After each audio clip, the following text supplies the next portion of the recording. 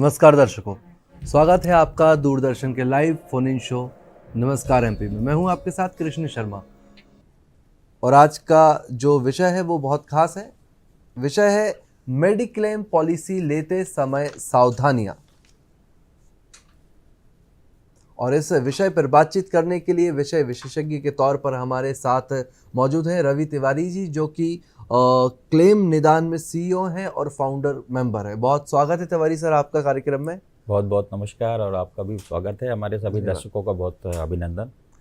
तो मेडिकल बीमा, medical claim एक बहुत बड़ी ज़रूरत आज की है। ज़रूरत बहुत ही ज़रूरी, क्योंकि सबसे ज़्यादा होता है कि आपके जीवन की एक मोटी जो कमाई होती है, गाड़ी कमाई होती है, मेहनत का पैसा होता है, बीमारी में चला जाता है। किसी को भी कोई बीमारी होती है, कोई भी घटना दुर्घटना होती है, उसमें बहुत सारा पैसा लग जाता है। तो एक आम व्यक्ति या खास व्यक्ति सभी के लिए बीमा बहुत ज़्यादा ज़रूरी है। स्वास्थ्य बीमा, जिससे आप अपनी जमा पूंजी को बचा सकते हैं और एक सुनिश्चितता मिलती है कि कभी भी कुछ बुरा होगा तो आपको किसी के आगे हाथ फैलाने की ज़रूरत नहीं होगी, एक आम बोलचाल की भाषा में अगर बोले। परंतु बीमा में बहुत सारा की परेशानियां भी आती हैं, बहुत सारे की अपडेट भी होती हैं। उन सब के बारे में हम दूरदर्शन परिवार के माध्यम से प्रयास करेंगे कि आप तक बहुत सारी जानकारी पहुंचा पाए और तिवारी सर से बहुत ही सारे प्रश्न पूछकर अपनी और आपकी जिज्ञासाओं को शांत कर पाए। तो चलिए कार्यक्रम को आगे बढ़ाते हैं और आपसे सबसे पहला सवाल जो है हमारा कि स्वास्थ्य बीमा क्या होता है। एक आम व्यक्ति से पता ही नहीं है स्वास्थ्य बीमा क्या होता, उसको आप बताएं। स्वास्थ्य बीमा मेडिक्लेम है। मेडिक्लेम जिसको स्वास्थ्य बीमा कहते हैं, लाइफ इंश्योरेंस अलग है, टर्म इंश्योरेंस अलग है, एक्सीडेंट पॉलिसीज़ होती हैं, मोटर इंश्योरेंस है जनरल इंश्योरेंस के अंडर पे जो आता है। इसी प्रकार से हेल्थ इंश्योरेंस होता है। बाकी अलग जो बहुत सारी पॉलिसियाँ होती है लाइफ इंश्योरेंस की, वो जीवन में एक सेविंग के लिए होती हैं कि आपने जीवन में बहुत पैसा कमाया और उसको सेव करना है, आगे फ्यूचर आपको सिक्योर करना है, तो सेविंग्स के पर्पज़ से लाइफ इंश्योरेंस लोग लेते हैं। लेकिन जो स्वास्थ्य बीमा होता है वो सेविंग के पर्पज़ से नहीं होता है। उसमें आपका अगर कभी इन फ्यूचर, ईश्वर न करे, कभी अस्पताल में अगर हॉस्पिटलाइजेशन की आवश्यकता होती है, इलाज की ज़रूरत होती है, तो उस समय पे इसका इस्तेमाल होता है। यानी कि ये एक सेविंग नहीं है, ये एक आपका फाइनेंशियल सिक्योरिटी है जो आपके स्वास्थ्य को कवर करती है, स्वास्थ्य में होने वाले खर्चों को कवर करती है।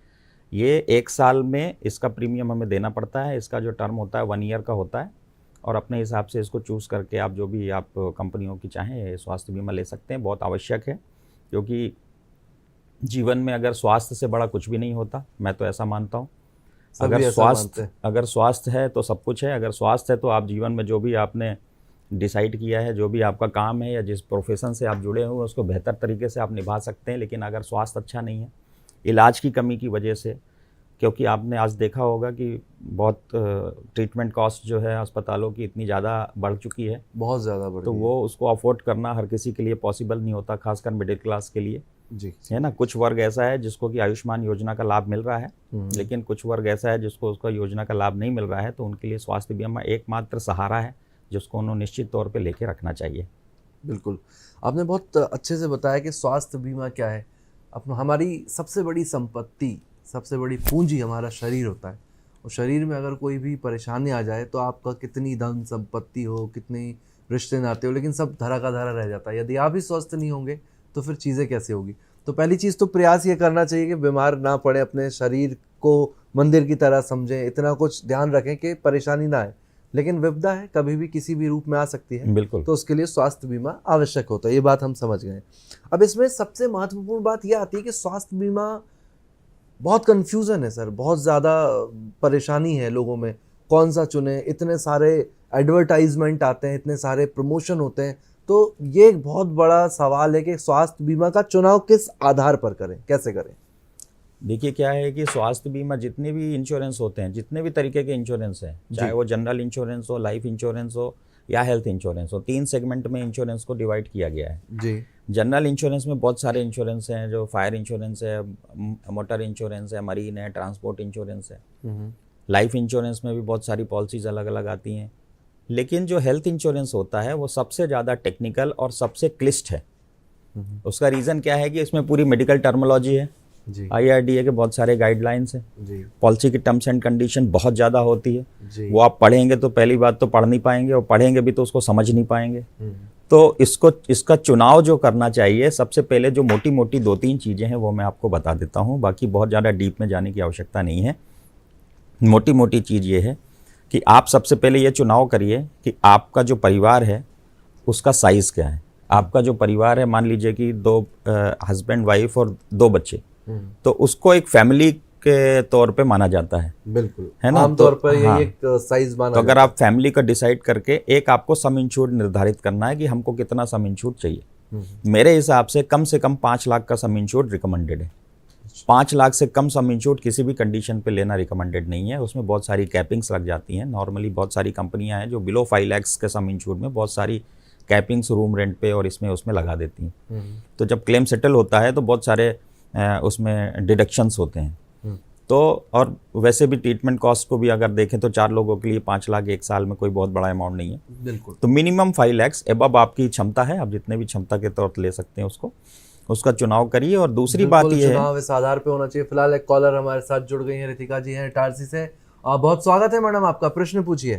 सर नमस्ते। मैं सर से ये क्वेश्चन करना चाहती हूँ कि सर जब हम किसी इंश्योरेंस कंपनी में हैं, उसके बाद हम जब उसको पोर्ट कराते हैं किसी दूसरी कंपनी में, तो हमें किन बातों का ध्यान रखना चाहिए कि जिससे हमें बाद में दिक्कत ना हो?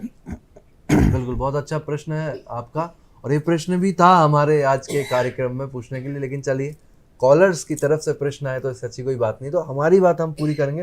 फिलहाल इनकी बात का उत्तर देते हैं। जैसे कि मैडम ने अभी पूछा कि हमारी एक इंश्योरेंस, जो मैं समझ पाया इनका सवाल वो ये है कि एक इंश्योरेंस में इनकी पॉलिसी मेरे हिसाब से शायद चल रही होगी, हाँ जी, और ये इनको पॉलिसी किसी और कंपनी में कराना पोर्ट होगा या करानी करा है। चुकी होंगी।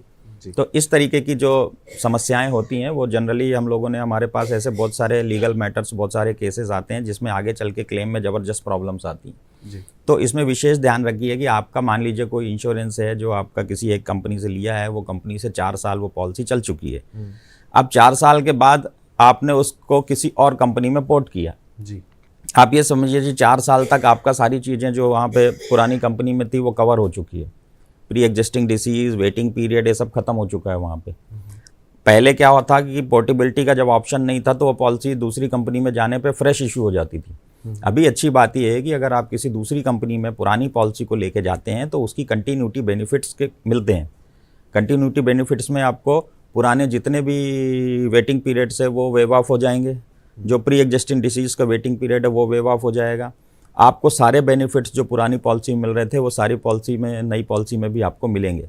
लेकिन ये तभी संभव है जब आप नई कंपनी में, जब आप प्रपोजल फॉर्म भर रहे हैं। एक्चुअली क्या होता है कि जब भी आप कोई कंपनी में पॉलिसी एक कंपनी से दूसरी कंपनी में पोर्ट करते हैं तो उनका एक प्रोसेस होता है। उनका प्रोसेस होता है proposal form declaration part. This is very important.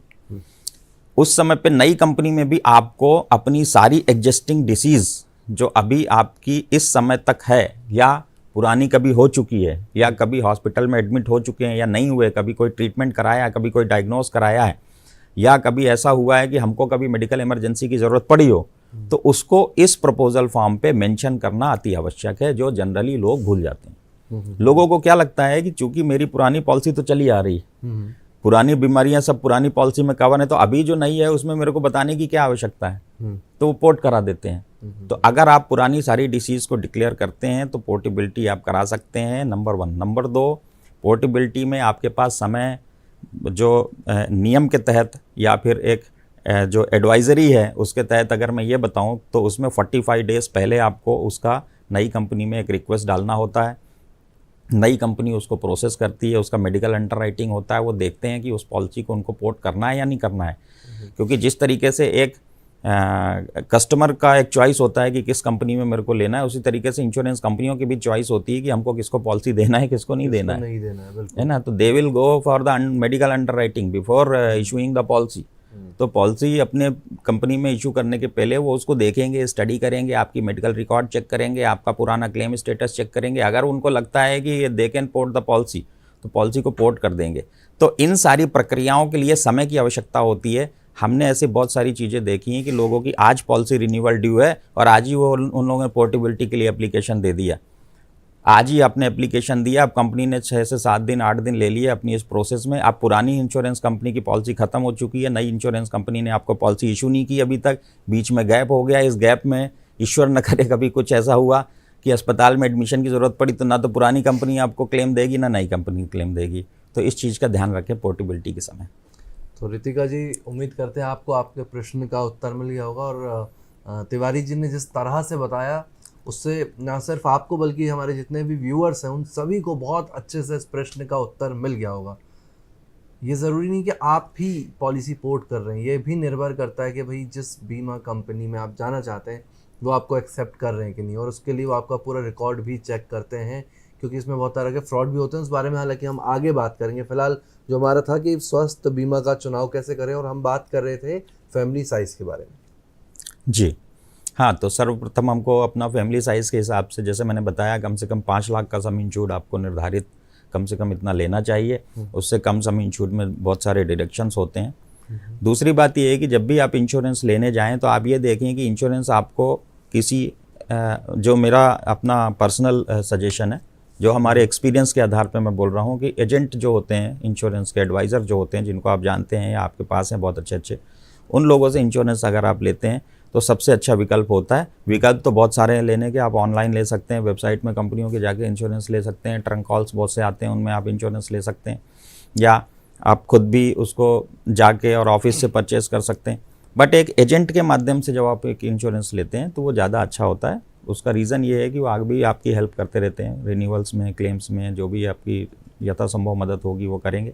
बिल्कुल, है ना। तो इंश्योरेंस लेते समय इन सब बातों का ध्यान रखिए। साथ में सही इंश्योरेंस के चुनाव के लिए, जो मैंने जब अभी पहले भी बोला था, वो कि आपको आपके और आपके परिवार की सही जानकारी उसके प्रपोजल फॉर्म पे देना है। जब आप पहली बार इंश्योरेंस लेते हैं, उसमें मेडिकल डिक्लेरेशन पार्ट होता है। अगर आपकी पुरानी कोई इंश्योरेंस चल रहा है तो वो पुराना इंश्योरेंस को भी आपको डिक्लेयर करना पड़ता है कि कोई और भी इंश्योरेंस आपके पास है। आपका सही एड्रेस, सही जानकारी, ये सारा प्रपोजल फॉर्म पे दे के आप एक इंश्योरेंस ले सकते हैं। बिल्कुल, और बहुत अच्छा उत्तर आपने दिया। आप चाहें तो पानी भी पी सकते हैं, क्योंकि अभी बहुत सारे प्रश्न आपसे हम पूछने वाले हैं। तो इंश्योरेंस जब भी आप लेते हैं तो इस बात का बहुत ध्यान रखें, कम से कम 5 लाख रुपए की उसकी वैल्यू रखें, क्योंकि सर ने जैसा कि बताया बहुत सारे डिडक्शन उसमें होते हैं। जब भी इमरजेंसी, जहां आप इतना कर रहे हैं, थोड़ा सा मामूली सा प्रीमियम देकर आप और भी ज़्यादा सम अश्योर्ड का इंश्योरेंस ले सकते हैं, ताकि उस समय जब ज़रूरत पड़ती है तब आपको कहीं परेशानी ना हो। और सर, एक हमारा तो एक पर्सनल जो विचार है वो ये कि ये जो हेल्थ बीमा होता है ना, स्वास्थ्य बीमा जिसे हम कहते हैं, ये एक तरह की चैरिटी है कि हम तो ईश्वर से यही कहें कि भाई हम ये पैसा उनके लिए दे रहे हैं जिनको ज़रूरत पड़े, हम इसका यूज़ ही ना करें, इस्तेमाल ना करें। तो सबसे अच्छी अवस्था तो यही है कि हम उस पैसे का कभी हमें इस्तेमाल ही ना करना पड़े। मैंने देखा है, मेरे पास तो बहुत सारे ऐसे लोग भी, अभी हालांकि ये चीज़ बहुत अच्छी नहीं है, लेकिन बहुत सारे लोग ये भी है, सर मेरे तो इंश्योरेंस था, मेरा तो 2 साल में कोई क्लेम ही नहीं हुआ, तो मेरे तो पैसे वेस्ट हो गए। कितनी अजीब बात है। तो मैं उनको यही बोलता हूँ कि आपके पैसे वेस्ट नहीं हुए हैं। हेल्थ इंश्योरेंस आप ये समझिए, जैसे आपने बोला, बहुत ही अच्छी चीज़ आपने बोली है, और ये बिल्कुल सही है ये चीज़ कि हेल्थ इंश्योरेंस, मान लीजिए कि 2 लाख लोगों ने अगर हेल्थ इंश्योरेंस लिया है, तो 2 लाख लोगों का जो प्रीमियम है वो कितना होता है, करोड़ों में उनका प्रीमियम आया। अब 2 लाख लोगों का तो क्लेम आना नहीं है जी, क्लेम आना है 100 लोगों का, तो वो 100 लोगों की जो मेडिकल कॉस्ट होती है, इन सारे लोगों के प्रीमियम से उनका इलाज हो रहा है। बताइए। तो एक तरीके से ये चैरिटी तो है। बाकी कुछ पैसा जो उनका होता है नेचुरली, जो कंपनियां चल रही हैं, सारी कमर्शियल हैं सारी कंपनियां, तो उनकी अपनी प्रॉफिटेबिलिटी होती है, उनका स्टाफ होता है, उनका इंफ्रास्ट्रक्चर होता है, बहुत बड़ा इंफ्रास्ट्रक्चर उनको करना पड़ता है, दुनिया भर के उनको अरेंजमेंट्स करके रखने पड़ते हैं, एक बड़ा स्टाफ होता है, बहुत बड़ा एक इन्वेस्टमेंट होता है उनका, तो उनके सारे अपने एक्सपेंसेस और प्रॉफिटेबिलिटी भी थोड़ा उनका भी रहता है। तो देखा जाए तो ये एक अच्छी चीज़ है। इसमें आपको जो लोगों का इलाज हो रहा है उसमें कहीं ना कहीं आपकी भागीदारी है। आप जो पैसा दे रहे हैं, आपका कुछ पार्ट उनमें भी इलाज में लग रहा है, तो इनडायरेक्टली आपको तो उसका बेनिफिट मिल ही रहा है ना। बिल्कुल सही बात है। तो इंश्योरेंस चैरिटी है। सबसे पहले तो ईश्वर से यही प्रार्थना कीजिए कि हम जो प्रीमियम दे रहे हैं उसका इलाज का लाभ हमें ना मिले, वो सीधा चैरिटी में चला जाए, क्योंकि इससे अच्छी कोई बात ही नहीं हो सकती। चलिए, इसमें एक और बात है सर कि स्वास्थ्य बीमा में एक जो मन में एक सवाल आता है, प्रश्न आता है कि क्या एक से ज़्यादा पॉलिसी लेना संभव होता है, और यदि ले सकते हैं यदि, तो उसके कुछ लाभ भी होते हैं क्या? देखिए क्या है कि इंश्योरेंस, हेल्थ इंश्योरेंस आप एक नहीं, आप जितने चाहें ले सकते हैं। अच्छा। ऐसा कोई बाउंडेशन नहीं है कि आपको एक ही कंपनी से एक ही इंश्योरेंस पॉलिसी लेना है, ऐसा कोई बाउंडेशन नहीं। हम्म, लेकिन यहाँ पे मेरे हिसाब से आपको कभी भी जब भी आप हेल्थ इंश्योरेंस लें तो मल्टीपल इंश्योरेंस कंपनियों की पॉलिसी लेने की बजाय एक इंश्योरेंस कंपनी की पॉलिसी लें। और इसमें अगर आप मान लीजिए कि 5-5 लाख सम इंश्योर्ड की 3 इंश्योरेंस कंपनियों से ले रहे हैं, तो इससे बेहतर ये है कि एक ही कंपनी से 15 लाख का सम इंश्योर्ड लीजिए। उसका रीज़न ये है कि आप जब सम इंश्योर्ड बढ़ाते हैं किसी भी कंपनी में तो उसका प्रीमियम बहुत स्लाइटली इंक्रीज होता है। हम्म, हाँ जी बिल्कुल। 5 लाख का अगर आपने एक इंश्योरेंस लिया, उसका प्रीमियम सोचिए कि अगर मान लीजिए 20,000 आ रहा है, और अगर उसी कंपनी से आपने 10 लाख का सम इंश्योर्ड लिया तो उसका प्रीमियम आ रहा है 24-25,000। उसका अगर आप 15 लाख सम इंश्योर्ड लेते हैं तो 27,000 आ रहा है। अगर उसका 25 लाख सम इंश्योर्ड लेते हैं तो 30,000 आ रहा है। यानी सम इंश्योर्ड जो इंक्रीज होता है उसी कंपनी में तो प्रीमियम स्लाइटली इंक्रीज होता है उसका। बहुत ही मामूली। लेकिन अगर आप 5 कंपनियों की अलग अलग लेंगे जी। तो एक में 20,000 रुपये दे रहे हैं तो आप 5 कंपनियों में 1.25 लाख रुपए तो प्रीमियम ही दे रहे हैं। दूसरी बात क्या रहती है कि जब आप क्लेम का मामला आता है, कभी ज़रूरत पड़ी अस्पताल में, क्लेम की ज़रूरत पड़ी और बिल बन गया मान लीजिए कि 8 लाख रुपए, अब 5 लाख एक कंपनी ने सेटल कर दिया, अब आप 3 लाख के लिए दूसरी कंपनी में आपको अप्लाई करना पड़ेगा। उसके लिए आपको पहले वो सारे जो पेपर्स हैं उन पेपर्स को पहले आपको अस्पताल से सर्टिफाइड कराना पड़ेगा, पहली कंपनी का सेटलमेंट लेटर लेना पड़ेगा, पहली कंपनी में जो आपको पेमेंट मिला उसकी डिटेल लेनी पड़ेगी, वो आपको दूसरी कंपनी में देनी पड़ेगी, तो बैलेंस अमाउंट का क्लेम दूसरी कंपनी आपका करेगी। तो कितना झंझट है इसमें। तो मेरे हिसाब से आप एक ही इंश्योरेंस कंपनी की लीजिए इंश्योरेंस। हाँ, उसमें सम इंश्योर्ड अगर आप चाहते हैं बढ़ाना है तो सम इंश्योर्ड आप बढ़ा सकते हैं, कंपनी में रिक्वेस्ट दीजिए, लेकिन ये बीच में नहीं बढ़ेगा। आपका सम इंश्योर्ड बढ़ाने का प्रक्रिया ये होता है कि जब आपका पॉलिसी का रिन्यूअल आएगा तो रिन्यूअल के समय आप सम इंश्योर्ड बढ़ाने का रिक्वेस्ट दे सकते हैं और सम इंश्योर्ड बढ़ा के उसी कंपनी में कंटिन्यू करिए। सर इसी प्रश्न से जुड़ा एक प्रश्न आता है कि भाई ये अवस्था कब आती है? अवस्था तब आती है जब एक भय होता है अंदर कि भाई अगर इस पर्टिकुलर कंपनी ने मेरा इंश्योरेंस क्लेम सेट नहीं किया, क्लेम रिजेक्ट कर दिया तो मैं 3 जगह से करा लेता हूँ, कहीं से तो सेटल होगा। तो ऐसा होता है क्या कि एक हॉस्पिटल में एडमिट और तीनों जगह सूचना दे दी, या उनमें से विकल्प चुन सकते हैं कि साहब मुझे इसके माध्यम से मदद चाहिए, इसके माध्यम से मैं क्लेम सेटल कर लूँ? देखिए, नियम के तहत आप एक मेडिक्लेम में एक इंश्योरेंस से ही क्लेम ले सकते हैं। एक हॉस्पिटलाइजेशन का एक खर्चे का क्लेम एक ही जगह से ले सकते हैं। 2 जगह से आप उसी कंडीशन में ले सकते हैं जब आपके खर्चे ज़्यादा हों, सम इंश्योर्ड कम हो, सम इंश्योर्ड एग्जॉस्ट हो गया तो बैलेंस अमाउंट आप दूसरी कंपनी से ले सकते हैं। बट आपको किस इंश्योरेंस कंपनी, अगर आपके पास मल्टीपल इंश्योरेंस है तो किस इंश्योरेंस से आपको क्लेम लेना है ये आपकी चॉइस है। आप चाहें तो इस कंपनी से लीजिए, ए से लीजिए, चाहे बी से लीजिए, चाहे सी से लीजिए, जिससे भी आप चाहें तो प्राइमरी क्लेम कर सकते हैं। तो ऐसा होता है। दूसरी बात, ऐसा नहीं होता कि आप एक ही साथ कई इंश्योरेंस कंपनियों का पॉलिसी और कई जगह आपने रिक्वेस्ट दे दिया और कई जगह आपने डॉक्यूमेंट सबमिट कर दिए, तो ये गलत है, ये नियम के विरुद्ध है। ऐसा नहीं होता है, एक ही जगह से आप इंश्योरेंस का क्लेम ले सकते हैं। सर ऐसा बहुत देखने में आता है आमतौर पर, और हम खुद भी इस समाज का हिस्सा है तो हम भी इन चीज़ों से 2-4 होते हैं। अपने सामने बहुत सारे केसेस देखते हैं इस तरह के कि कई बार कंपनीज बार बार क्लेम रिजेक्ट कर देती हैं। अब इंसान एक उम्मीद से एक पॉलिसी करवाता है और जब ज़रूरत पड़ती है पॉलिसी की तो क्लेम रिजेक्ट हो जाता है। ऐसे में इंसान बहुत हताश सा महसूस करता है। तो उसके लिए आप बताएं, इसके पीछे आप क्या वजह मानते हैं? बार बार पॉलिसी क्यों क्लेम जो है रिजेक्ट कर देते हैं? और क्लेम तो रिजेक्ट करते हैं, ऐसा भी देखने में आता है कि पॉलिसी भी निरस्त कर देते हैं। उसके पीछे क्या कारण होते हैं? देखिए क्या है कि इंश्योरेंस में ऐसा जो इंश्योरेंस पूरा कंपनियां जो प्रोसेस करती हैं वो इंश्योरेंस प्रोसेस करती हैं पॉलिसी की टर्म्स एंड कंडीशन के हिसाब से जी। वो सारी की सारी टर्म्स एंड कंडीशन को फॉलो करते हुए पॉलिसी इशू करती हैं और उसी के कंडीशन के अकॉर्डिंगली ही उनके क्लेम को प्रोसेस करती हैं। या तो वो सेटल करेंगी या पार्शल सेटल करेंगी या रिजेक्ट करेंगी जी। अब अगर कोई ऐसा क्लेम उनके पास आया जिसमें मैंने जैसे आपको बताया कि प्रपोजल फॉर्म को आपको सारी जानकारी देनी है। अब जब कोई इलाज के लिए व्यक्ति पहुंचता है हॉस्पिटल में तो वहाँ पे क्या होता है कि अस्पताल में वो सारी कोई कुछ भी छुपा नहीं सकते जी। वहाँ पे आपको पूरी मेडिकल हिस्ट्री बतानी पड़ेगी, क्योंकि आप मेडिकल हिस्ट्री अगर अस्पताल में नहीं बताएंगे तो आपका ट्रीटमेंट ही उसके अकॉर्डिंग नहीं हो पाएगा। आपको सारा जो जितने भी आपका हेल्थ का जो हिस्ट्री है मेडिकल की जो हिस्ट्री है, अगर पुराने कोई डिसीज़ चल रही है तो वो अस्पताल के डॉक्टर को बताना आवश्यक होता है। वो अस्पताल के डॉक्टर जब अपनी रिकॉर्ड में लेते हैं और वो कंपनी के पास पहुंचता है तो कंपनी जब उसको स्टडी करती है तो ये देखती है कि इनको ये जो डिसीज़ थी पॉलिसी लेने के पहले से चली आ रही है और इस डिसीज़ के बारे में इन्होंने अपने प्रपोजल फॉर्म पे डिक्लेयर नहीं किया जी। तो क्लेम को company non disclosure of material facts का गाइडलाइन का हवाला देते हुए रिजेक्ट कर देती है। और अगर वो डिसीज़, देखिए 2 तरीके की डिसीज़ होती हैं, एक एक्सेप्टेड रिस्क और एक डिक्लाइन रिस्क।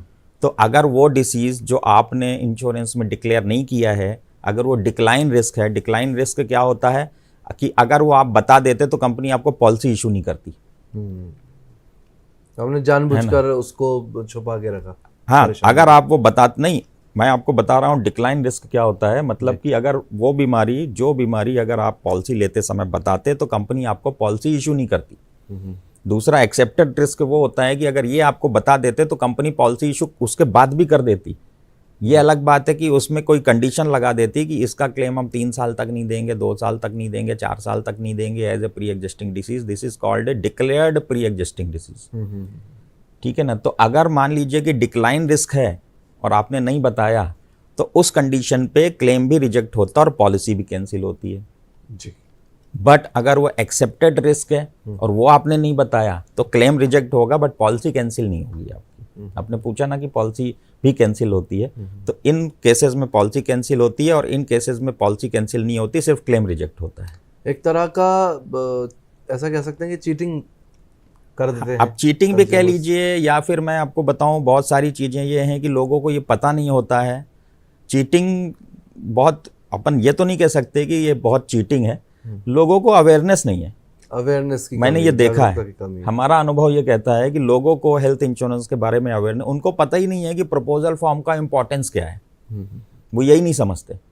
वो तो सीधा उन्होंने किया और वो प्रीमियम दिया और इंश्योरेंस लेके रख लिया अपने पास, और जब उनका क्लेम आता है तब उनको पता चलता है कि मैंने क्या मिस्टेक किया था। जब कंपनी लेटर लिख के देती है कि इस कारण से आपका क्लेम रिजेक्ट हो रहा है, देन दे रियलाइज्ड कि यार on that time I had not disclosed, but on that time they were not aware it is to be disclosed. तो वो उनको पता, जानकारी का अभाव के चक्कर में बहुत सारे लोग नहीं करते हैं, और कुछ लोग होते होंगे जो डिस्क्लोज जानबूझ के नहीं करते, बट मैक्सिमम केसेस में तो मैंने देखा है लैक ऑफ अवेयरनेस है। तो ये आपके लिए भी जानना ज़रूरी है कि जागरूकता बहुत महत्वपूर्ण है। यदि आप जागरूक नहीं हैं और पॉलिसी लेते टाइम कोई भी डिसीज़ है, कोई भी आपको बीमारी है पुराने समय से जो चली आ रही है, उसको आप पॉलिसी लेने के पहले बता दें, तो वो अगर आपकी पॉलिसी में लिखी हुई है, मेंशन है, तो आपको परेशानी नहीं आएगी। वहाँ एक कंडीशन हो सकती है कि वो 3 साल तक या 3 साल के बाद उसको एक्सेप्ट करेंगे, लेकिन आप बता दें। यदि आप नहीं बताते हैं और कुछ पर्टिकुलर डिसीज़ होती हैं, कुछ होती हैं चीज़ें ऐसी जो आप छुपाते हैं या जागरूकता नहीं होने कारण नहीं बताते हैं, तो उस अवस्था में आपका जो क्लेम है वो रिजेक्ट हो सकता है। तो जागरूक बहुत रहें। और जो भी आपके फ़िलहाल एक कॉलर हमारे साथ जुड़ रहे हैं, चलिए शायद संपर्क नहीं हो पा रहा है, तो कोशिश करें कि जब भी आप पॉलिसी लेते हैं तो जागरूक रहें, और जो भी आपके एजेंट हैं या जिनके माध्यम से आप पॉलिसी ले रहे हैं उनसे विस्तार में पूरी तरह से चर्चा कर लें। ये बहुत महत्वपूर्ण चीज़ होती है। सर, कैशलेस से भी पहले खैर हमारा एक और प्रश्न एक मन में आ रहा है कि क्या अस्पताल जो होते हैं उनकी भी भूमिका इसमें होती है? क्लेम मिले ना मिले या रिजेक्ट हो जाए या क्लेम आसानी से मिल जाए, इसमें जो पेपर वर्क होता है, क्योंकि एक आम व्यक्ति तो आपने जैसा खुद बोला कि बहुत ज़्यादा जागरूक नहीं होता, तो अस्पताल की भी एक बड़ी भूमिका ऐसा लगता है कि होना चाहिए, होती है। जब कैशलेस के लिए आप किसी अस्पताल में जाते हैं तो उस अस्पताल का एक टीपीए डिपार्टमेंट होता है, इंश्योरेंस सेल जिसको कहते हैं, वहाँ पे वो केस पूरा प्रोसेस करते हैं वो लोग। तो जनरली क्या होता है कि क्लेम मिले या नहीं मिले, इसमें अस्पताल की भूमिका इतनी ज़्यादा नहीं होती। अस्पताल का काम तो ये होता है कि आपका जिस कंपनी के नेटवर्क अरेंजमेंट होता है अस्पतालों में, कैशलेस में जाना है तो आपको नेटवर्क हॉस्पिटल में जाना पड़ेगा। उस नेटवर्क अस्पताल में एक डिपार्टमेंट है, वो डिपार्टमेंट क्या करेगा, आपको उस वहाँ पे पॉलिसी देना है, आपका आईडी देना है, वो सारी चीज़ें देनी पड़ती हैं, आधार कार्ड वगैरह। वो लोग आपका एक प्री ऑथ रिक्वेस्ट फॉर्म भरते हैं। प्री ऑथ रिक्वेस्ट फॉर्म में आपका अंडरटेकिंग लेते हैं, डॉक्टर के साइन कराते हैं, और उसमें मेडिकल हिस्ट्री होती है, एक्सपेंडिचर होता है कि कितना खर्चा होगा इसका अप्रॉक्सीमेटली।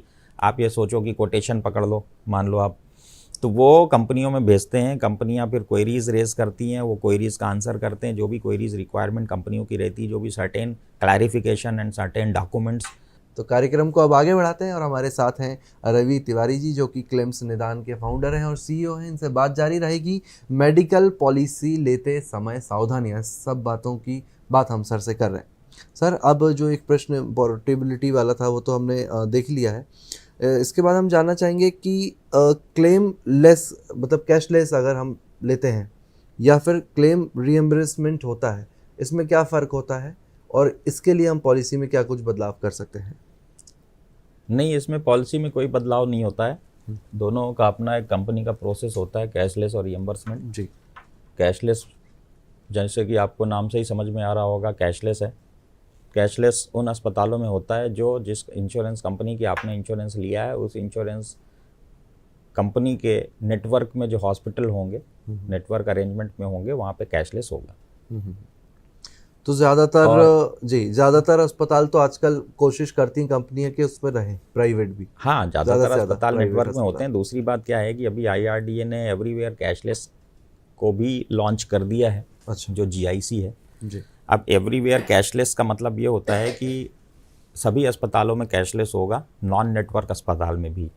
लेकिन ये स्कीम जो है अभी आ तो गई है, लेकिन अभी कितनी इम्प्लीमेंट हुई है, ग्रास रूट पे कितना इस पे काम हो रहा है, वो आके ये चीज़ें हो जाएंगी।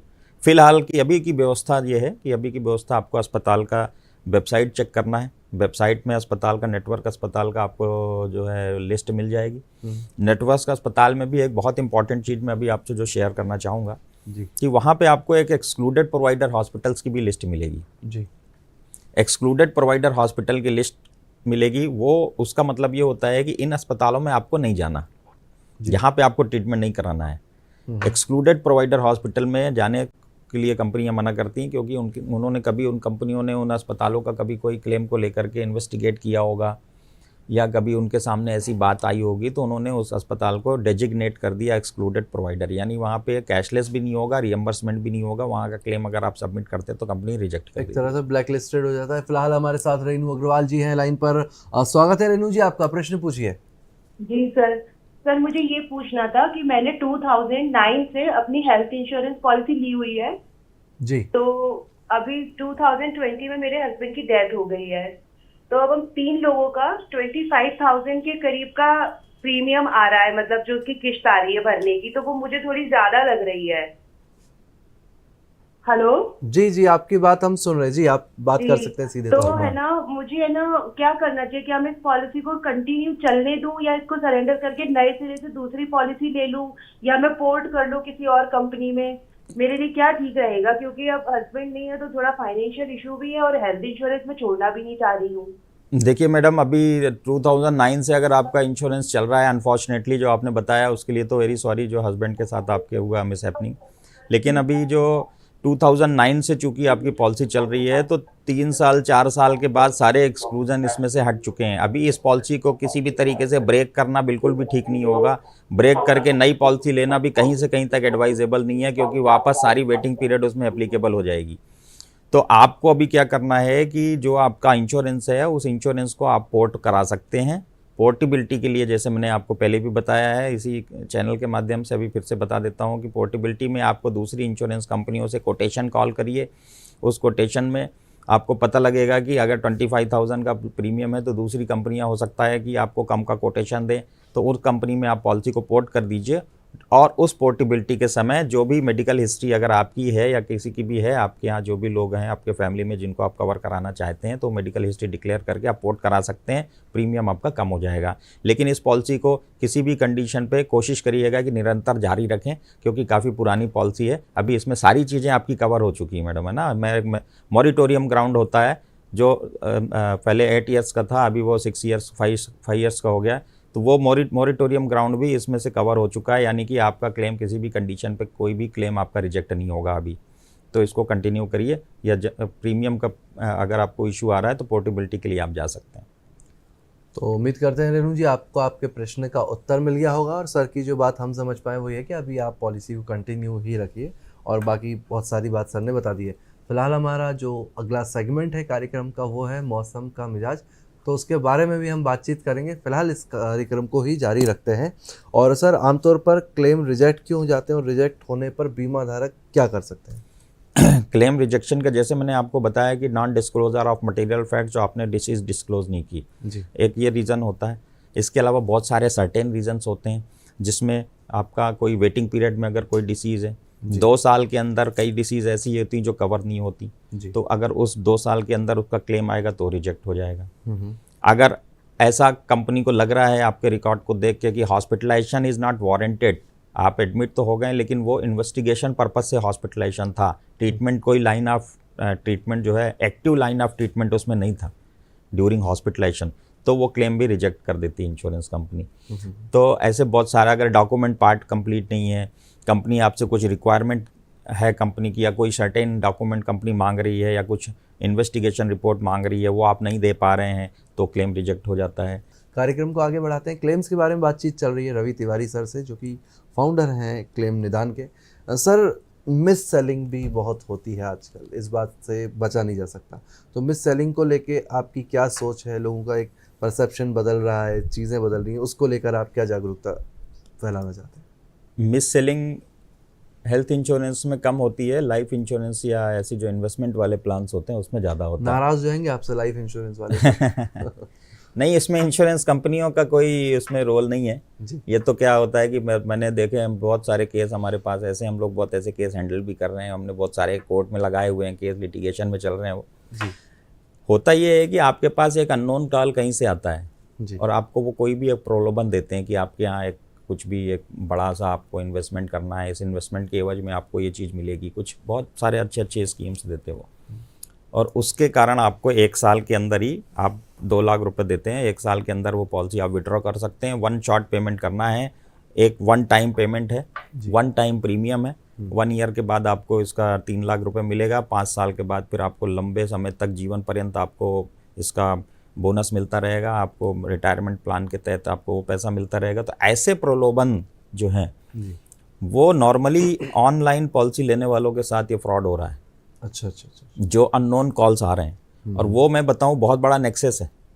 अच्छा। ऐसा नेक्सस हम लोगों ने अभी देखा है हाल में ही कि दिल्ली, गाजियाबाद, गुजरात, इधर की पूरी टीम, भोपाल, मतलब पूरी की पूरी हर जगह उनका चैनल होता है। अच्छा। और एक इंश्योरेंस देंगे, उसके बाद कई बार तो ये भी फ़ोन आता है कि आपका एक इंश्योरेंस था जो मैच्योर हो गया है ना, उसका आपको पैसा देना है हमें, तो वो पैसा देने के लिए आपको एक इन्वेस्टमेंट करना पड़ेगा। तो इस तरीके के जो कॉल्स होते हैं ना, मेरा ये सजेशन है कि ऐसे सारे कॉलों से बचें आप। ऐसा किसी भी इंश्योरेंस में आपको फ़ोन आता है तो आप कोई भी इंश्योरेंस परचेज मत करिए, 1 रुपये कहीं मत लगाने की आवश्यकता नहीं है। आपके पास दुनिया भर के ऑप्शन है, आप जिस कंपनी का नाम लेके वो फ़ोन कर रहे हैं, आप उस कंपनी के ब्रांचेस जो हैं आजकल देखा जाएगा तो हर जगह ब्रांचेस अवेलेबल हैं। बिल्कुल। आप उनके ब्रांच में चले जाइए, लोकल ब्रांच में विजिट कर लीजिए, वहाँ पे आपको सारे लोग मिलेंगे, ब्रांच मैनेजर मिलेंगे, वहाँ पे अंडरराइटिंग के लोग मिलेंगे, वहाँ पे आपको अच्छे एडवाइज़र मिलेंगे, उनसे मिलिए, उनसे बात करिए, उनको बताइए, वहाँ से लीजिए इंश्योरेंस। क्या ज़रूरत है आपको ये ऑनलाइन या जो अननोन कॉल्स को रिसीव करके उनके भ्रम फैला रहे हैं उनसे भ्रमित हो करके और अपना गाड़ी कमाई जो आपका पैसा है वहाँ पे लगाना, और उसके बाद तो कुछ मिलना नहीं है, क्योंकि वो क्या करते हैं कि उसमें उन्होंने इन्वेस्ट करा दिया। अब वो पॉलिसी का फीचर्स दूसरा है, उस पॉलिसी का फीचर्स ये कहता है कि आपको लगातार 3 साल तक पैसा देना है, या लगातार आपको 5 साल तक, या लगातार आपको 7 साल तक तो देना ही पड़ेगा। सरेंडर वैल्यू देखा जाएगा तो 1 साल के बाद 0 है, कुछ सरेंडर वैल्यू है नहीं उसकी, तो आपका तो पैसा गया ना पूरा, क्योंकि एक बड़ा अमाउंट है। आप ये सोचिए, अगर आप 2 लाख रुपए दे रहे हैं तो एवरी ईयर 2 लाख तो देंगे नहीं, 1 टाइम की बात हो रही है। तो जब दूसरे साल आपके पास कॉल आएगा कि वो आपका प्रीमियम 1 साल का हो गया, आप दूसरे साल का पे करिए, तो आप दे नहीं पाएंगे, उसके बाद आपका वो सरेंडर वैल्यू 0 हो जाएगा, तो आपके हाथ में कुछ भी नहीं है। ये मिस सेलिंग बहुत हो रही है, तो इससे हमको बच के रहना चाहिए। तो ये मिस सेलिंग है, और ये इंश्योरेंस, ना सिर्फ इंश्योरेंस की बात है, सभी जगह आज की जो डायलर टोन भी देखें आपके टेलीफोन कंपनीज ने और सरकार ने कंपलसरी कर दी है, ज़रूरी कर दिया। आप किसी को भी फ़ोन लगाते हैं तो वो सबसे पहले यही बोलते हैं कि भाई आपके रिश्तेदार की आवाज़ में अगर कोई फ़ोन आता है, ऑनलाइन कोई लॉटरी का लालच आपको मिलता है, फ़ोन के माध्यम से कुछ इस तरह की चीज़ें होती है, तो उनसे बचने की ज़रूरत है। सबसे पहले लालची नहीं होना है, ऐसी चीज़ें जो है उनसे बचना है। और सर ने जैसा कि बताया, नियरेस्ट आपके पास जो भी ब्रांच है वहाँ जाकर ब्रांच मैनेजर से मिलिए, एडवाइज़र होते हैं उनसे मिलिए, तो आपका पैसा सुरक्षित होगा। अगर आप ऑनलाइन या टेलीफोन के माध्यम से करते हैं तो कहीं ना कहीं एक रिस्क रहता है, मिस सेलिंग बहुत ज़्यादा चल रही है। सर, अब एक और बात, जो कि अब कार्यक्रम में समय बहुत कम चला है, फ्रॉड से कैसे बच सकते हैं? फ्रॉड भी बहुत ज़्यादा चल रहे हैं। हाँ, जैसे मैंने अभी आपको बताया यही फ्रॉड है। हाँ। मेडिक्लेम में भी फ्रॉड होते हैं। मेडिक्लेम में आपका एक इंश्योरेंस है कई सालों से, जैसे अभी मैडम का फ़ोन आया था, उनका 9 से चल रहा है। अगर मैडम ने, अब एडवाइज़र भी कुछ ऐसे होते हैं, मैं सारे एडवाइज़र्स की बात नहीं करता, कुछ लोग ऐसे होते हैं, जैसे मैडम ने अभी आपको क्या बताया कि 2009 से पॉलिसी चल रही है उनकी, अभी प्रीमियम उनको ज़्यादा लग रहा है, तो पोर्टेबिलिटी कराने की बजाय उन्होंने फ्रेश पॉलिसी इशू कर दी। बिल्कुल। क्यों? क्योंकि उनको अपने कोड में वो पॉलिसी चाहिए, पॉलिसी बढ़ाने के लिए। ठीक है। अब फ्रेश पॉलिसी इशू कर दी तो उनको 9 ईयर्स का उनका जो बेनिफिट्स थे वो सब खत्म हो गए, और उनको फ्रेश पॉलिसी इशू कर दी। तो उससे आप बच के रहिए। कभी भी आप एक चीज़ हमेशा ध्यान रखिए कि इंश्योरेंस जब आपको मिलता है पॉलिसी, तो उस पॉलिसी को आपको पढ़ना जरूरी है। जनरली लोग क्या करते हैं कि पॉलिसी पढ़ते समय नहीं। खत्म हो चुका है, तो हमारे दर्शकों को आप क्या मैसेज देना चाहते हैं? एक मैसेज दे दीजिए। बस हमारा मैसेज यही है कि आपके पास अगर कोई ऐसी स्कीम नहीं है जो आपको हेल्थ फाइनेंशियल रिस्क को कवर करती है, तो निश्चित तौर पे आपको एक जीवन बीमा, स्वास्थ्य बीमा लेके रखना चाहिए। और जब क्लेम का इशू आए तो किसी अच्छे एक्सपर्ट से बात करिए और आपका क्लेम निश्चित तौर पे सेटल होगा। बहुत बहुत धन्यवाद आपको। चलिए, तो ये थे हमारे साथ रवि तिवारी सर। बहुत धन्यवाद तिवारी सर, आपने बहुत ही सारी जानकारी दी दर्शकों को भी, हमको भी और पूरे दूरदर्शन परिवार को। तो ये था कार्यक्रम नमस्कार एमपी। आगे भी अलग अलग सेगमेंट आपके लिए लाएंगे, अलग अलग बातों पर चर्चा करेंगे। बस ज़रूरी है आपका प्यार स्नेह हमारे साथ जोड़े रखिएगा। फिर आपसे मुलाकात होगी, तब तक के लिए नमस्कार।